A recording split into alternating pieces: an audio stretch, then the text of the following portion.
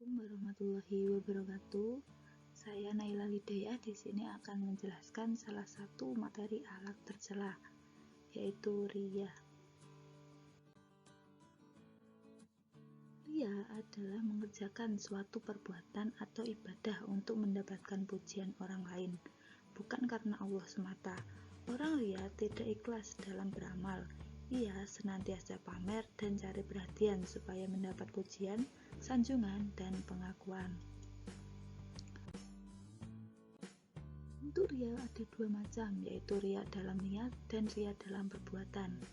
Riya dalam niat ketika seseorang akan melakukan sebuah amal dalam hatinya, telah ada keinginan atau tujuan selain mencari ridha Allah. Ia sejak awal telah mempunyai niat tidak ikhlas, padahal diterima atau tidaknya amal ibadah yang kita lakukan sangatlah bergantung pada niat. Yang kedua yaitu riya dalam perbuatan. Yang dimaksud dengan riya dalam perbuatan adalah ketika kita melakukan sebuah amal ibadah, ia berharap mendapat perhatian dari orang lain, kadang-kadang berlebihan di dalam melakukan ibadah tersebut. Yang selanjutnya yaitu sebab-sebab riya. Sebab-sebab riya ada 6. Yang pertama, terlalu dikagumi orang lain. Yang kedua, rakus akan apa yang diperoleh atau terdapat pada orang lain. Yang ketiga, berambisi mendapatkan kedudukan atau kepemimpinan. Yang keempat, senang akan lezatnya pujian dari orang lain. Yang kelima, lalai akan dampak buruk riya. Dan yang keenam yaitu lari dari celaan. Yang selanjutnya yaitu bahaya riya.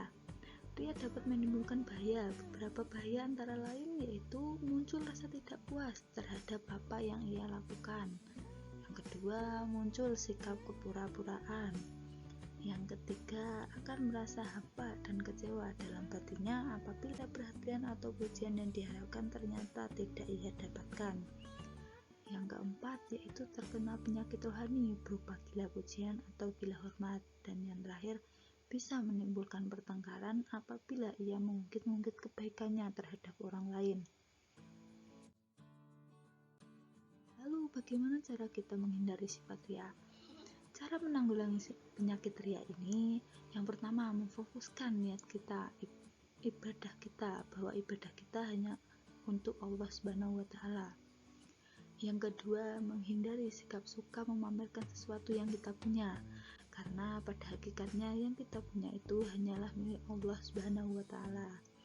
Yang ketiga, caranya yaitu tidak menimbulkan kecemburuan sosial bagi orang lain. Yang keempat, saling menasihati dan mengingatkan jika di antara kita ada yang berperilaku riya. Yang kelima, membiasakan diri bersyukur kepada Allah. Yang keenam, melakukan ibadah dengan khusyuk, baik di tempat ramai maupun di tempat yang sunyi. Senantiasa berzikir kepada Allah dan selalu berlindung kepada Allah agar kita dijauhkan dari sifat riya dan sifat sum'ah.